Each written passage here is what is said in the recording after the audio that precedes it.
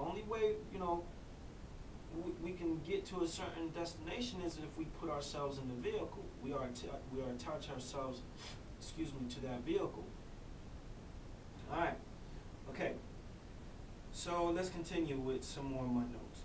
Why don't I lean on the fact that it's just the emotion of this idea of love that Scripture is talking about?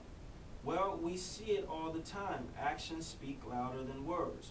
We hear people say that all the time. Actions speak louder than words. For some reason, we think that doesn't apply to Yah. People claim that Yah has this unconditional love. I'm sure, a lot of people have heard, this message with, it doesn't matter what group you're in. Yahweh is Jehovah's Witness, Christian, Hebrew Israelite, Black Hebrew Israelite. It doesn't matter. We've heard this message many a times from many different people. Yahweh's love is unconditional. Well, I don't see that in Scripture. Yahweh says, you do this, I will love you. You do that, I hate you. If you do this, that means you love me. If you do that, that means you hate me. So I see conditions there. Okay? So, back to what I was saying. People claim that Yah has this unconditional love, that he loves us no matter what. Okay? But from what I see in Scripture, he says different. I see that we must choose him to display our love. Let us continue with the words of Messiah. Matthew 5:43. Ye have heard that it had been said, Thou shalt love thy neighbor and hate thy enemy. But I say unto you, love your enemies, bless them that curse you, do good to them that hate you, and pray for them which despitefully use you and persecute you. Okay? We see again, once again, we see actions here to display love, choice, or preference. This does not mean to pay people like this no mind.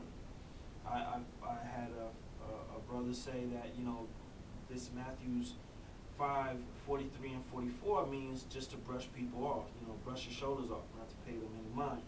But on the contrary, I see Messiah actually stating to do some action behind this, not just to brush people off. Okay? To do what Messiah asks of us is a greater work than just being moved by emotions, but it is a work to set emotions aside and choose his commandments. Okay? 5:46, Matthew 5:46. For if ye love them which love you, what reward have ye? Do not even the publicans the same?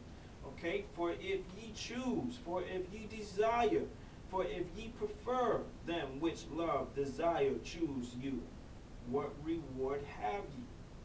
Okay, 5:47. And if ye salute your brethren only, what do ye more than others? Do not even the publicans do the same? So once again, Messiah is attaching these ideas of love with an action. Matthew 6:5. And when thou prayest, thou shalt not be as the hypocrites are, for they love to pray standing in the synagogues and in the corners of the streets, that they may be seen of men. Verily I say unto you, they have their reward. All right, let's look up this word love here. Strong's numbers G, Greek, 5368. 5368. And the root word of this is Strong's numbers G5384, is philos, to be friendly to one, to wish him well, a friend, an associate, he who associates, familiar one, a companion. Okay? So this definition here given for this word really doesn't fit the context of this verse. Okay? But let us replace the idea of love as we know it with the idea of a choice. Okay? So now let's read it like this, with the word choose or prefer or desire. Okay? As opposed to the word love, because this is what it's not the word. It's not the word that's the problem. It's the idea that we receive, the perception that we receive as soon as we hear the word. So when we hear this word love, immediately we jump into the emotional perception, the emotional idea of the thing. Okay? But let's read this and let me stop talking. Matthew 6:5. And when thou prayest, thou shalt not be as the hypocrites, as for they choose to pray, standing in the synagogues and in the corners of the streets, that they may be seen of men. Verily I say unto you, they have their reward. Now what I did was I took the Hebrew idea of the word love and I inserted a word that better describes the Hebrew idea of the word love by the scriptures that we've seen throughout the Tanakh and throughout the Hebrew culture. A lot of the times this word love is being used for a choice or a preference, and it's also being used for an emotion. But what we do is we take this word love and we just ride off the deep end and just call it all an emotion. But what Messiah is doing here in Matthew 6:5, he's stating that, and when thou prayest, thou shalt not be as the hypocrites are, for they choose. You see, in the Greek, they use the word love because the Greek has all different type of ideas of love, agape, all kind of stuff. I'll read that later, but let's continue. Matthew 6:24. No man can serve two masters, for either he will hate the one and love the other, or else he will hold to one and despise the other. You cannot serve Elohim and Mammon. Okay, this is a comparison of a choice of servitude. We looked up the word hate earlier, and we saw the comparison to how Yah determines whether we love or hate him. Okay.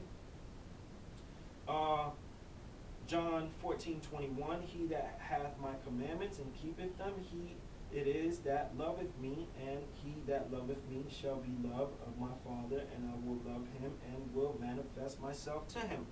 A lot of times people think that the commandments that Messiah is talking about there, it's talking about the two commandments that he says, love Yahweh your Elohim with all your heart, with all your soul, with all your might, and love your neighbor as yourself, and love your brother as yourself.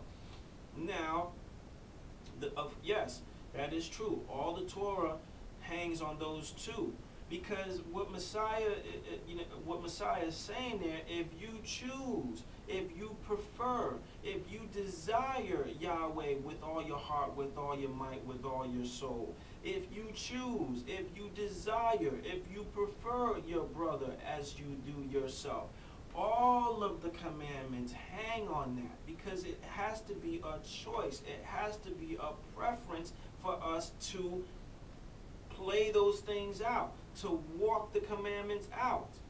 You see what I'm saying? If we don't choose, prefer, or desire Yah, we won't keep the Sabbath.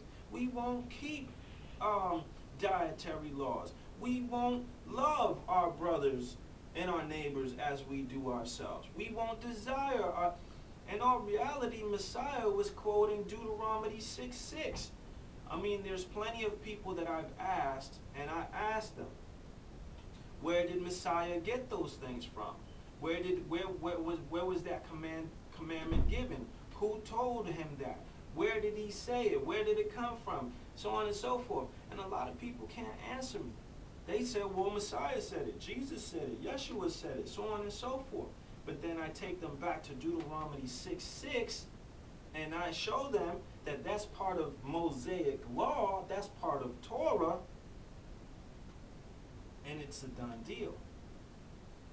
It's a done deal. Messiah is not bringing it. Messiah, when he says, if you love me, you'll keep my commandments, he's not just talking about those two that he gave, or the two that he says all the Torah hangs on these. He's talking about all of them. All the ones that we can keep. I know and understand that there's some laws we can't keep because we're not in the land. There's some laws that we can't keep because there's no Levite priest. I had a brother tell me that, he called me, we was talking about, the laws of Moses, the teachings and instructions that were passed down to Moses. And he says, well, brother, do you make a fence around the roof of your house? And I said, no. Well, he says, well, if you broke that one, you're breaking them all. I said, well, brother, I live in an apartment. I didn't build this structure. So I didn't put no fence around But then he also stated that he don't tithe because the